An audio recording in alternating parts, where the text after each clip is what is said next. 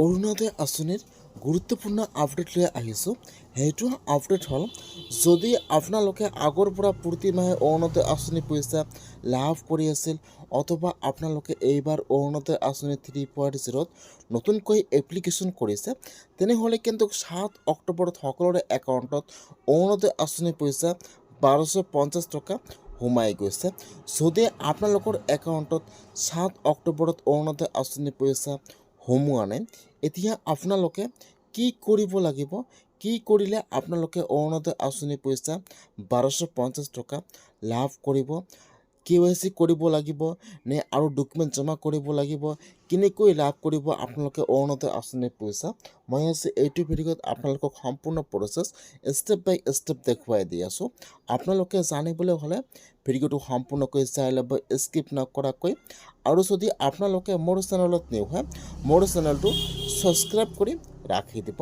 এতিয়া কোনসকলে অৰুণোদয় আঁচনিৰ পইচা 7 তাৰিখে লাভ কৰিছে জানি লওক।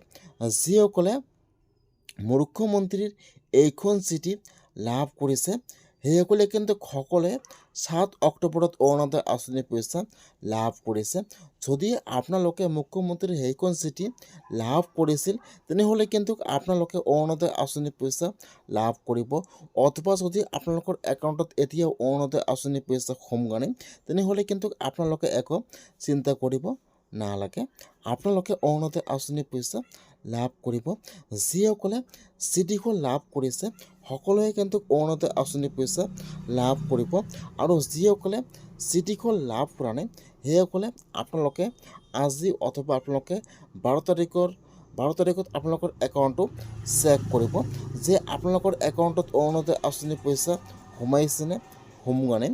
আপোনালোকে আপোনাৰ একাউণ্টটো, যিটো একাউণ্ট অৰুণোদয় আঁচনিত আবেদন কৰাৰ সময়ত দিছিল, আপোনালোকে সেইটো একাউণ্ট চেক কৰিব যে আপোনালোকৰ একাউণ্টত অৰুণোদয় আঁচনিৰ পইচা 1250 টকা সোমাইছেনে সোমোৱা নাই। যদি আপোনালোকৰ একাউণ্টত অৰুণোদয় আঁচনিৰ 1250 টকা সোমোৱা নাই, এতিয়া আপোনালোকে KYC কৰিব লাগিব। কেনেকৈ আপোনালোকে KYC কৰিব জানি লওক। এইবাৰ কিন্তু প্ৰায় 38 লাখ নতুনকৈ অৰুণোদয় আঁচনি হৈ গ'ল। বা এইবাৰ যিসকলে অৰুণোদয় আঁচনি 3.0ত নতুনকৈ আবেদন কৰিছে, তাৰ ভিতৰত কিন্তু এইবাৰ প্ৰায় 38 লাখ মহিলাই অৰুণোদয় আঁচনি লাভ কৰিব।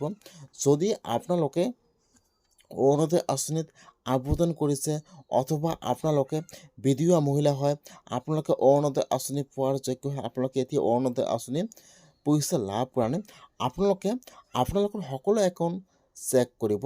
যিহেতু DBT লিংক থকা একাউণ্টত অৰুণোদয় আঁচনিৰ পইচা সোমাই যায়, সেইকাৰণে বৰ্তমান যিহেতু সকলোৰে 2টা বা 3টাকৈ একাউণ্ট, সেইকাৰণে আপোনাৰ যিমানকেইটা একাউণ্ট আছে, আপোনালোকে আপোনাৰ সকলো একাউণ্ট চেক কৰিব যে আপোনালোকৰ কোনটো একাউণ্টত অৰুণোদয় আঁচনিৰ পইচা সোমাইছেনে সোমোৱা নাই।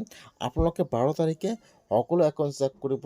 যদি আপোনালোকৰ একাউণ্টত অৰুণোদয় আঁচনিৰ পইচা সোমোৱা নাই, তেনেহ'লে কিন্তু এতিয়া আপোনালোকে KYC কৰিব লাগিব। কেনেকৈ আপোনালোকে KYC কৰিব লাগিব জানি লওক।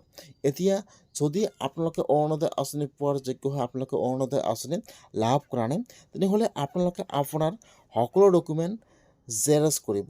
আপোনাৰ voter ID card, Aadhaar card, PAN card, bank passbook, সকলো ডকুমেণ্ট জেৰক্স কৰি যিটো আপোনালোকে আপোনাৰ পঞ্চায়ত আছে তাত জমা কৰিব লাগিব যে মই অৰুণোদয় আঁচনি পোৱাৰ যোগ্য হয়, মই এতিয়ালৈকে অৰুণোদয় আঁচনি লাভ কৰা নাই। এতিয়া আপোনালোকৰ পঞ্চায়তৰ পৰা আপোনালোকৰ ডকুমেণ্ট চেক কৰিব বা আপোনালোকক চেক কৰিব, তাৰপিছত আপোনালোকৰ নামটো ভেৰিফাই কৰিব, তাৰপিছত আপোনালোকৰ KYC কৰিব আপোনালোকৰ পঞ্চায়তৰ পৰা, তাৰপৰাহে আপোনালোকে অৰুণোদয় আঁচনি পইচা লাভ কৰিব।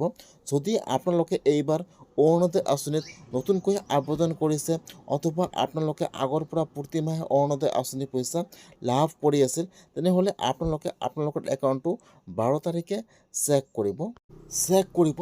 যদি আপোনালোকৰ একাউণ্টত অৰুণোদয় আঁচনি পইচা সোমোৱা নাই, তেনেহ'লে আপোনালোকে আপোনাৰ পঞ্চায়তত অক্টোবৰ মাহৰ ভিতৰতে সকলো ডকুমেণ্ট জমা কৰিব। ইতিমধ্যে কিন্তু 15 তাৰিখৰ পিছত যিসকলে অৰুণোদয় আঁচনি পইচা লাভ কৰা নাই আৰু অৰুণোদয় আঁচনি পোৱাৰ যোগ্য হয়, সকলোৱে ডকুমেণ্ট জমা কৰিব লাগিব। আপোনালোকে আপোনাৰ পঞ্চায়তত ডকুমেণ্ট জমা কৰিব, তাৰপিছত আপোনালোকৰ নামটো ভেৰিফাই কৰিব। তাৰপিছত আপোনালোকে অৰুণোদয় আঁচনিৰ পইচা 1250 টকা লাভ কৰিব। আজি কিন্তু অৰুণোদয় আঁচনিৰ গুৰুত্বপূৰ্ণ আপডেট আহি গ'ল। সেইটো আপডেট হ'ল যিসকলে অৰুণোদয় আঁচনিত আবেদন কৰিছে অথবা আপোনালোকে আগৰ পৰা প্ৰতিমাহে অৰুণোদয় আঁচনিৰ পইচা লাভ কৰি আছিল আৰু আপোনালোকৰ একাউণ্টত 7 অক্টোবৰত অৰুণোদয় আঁচনিৰ পইচা সোমোৱাই, সেইসকলে অতি সোনকালে আপোনালোকে আপোনাৰ পঞ্চায়তত ডকুমেণ্ট জমা কৰিব লাগে।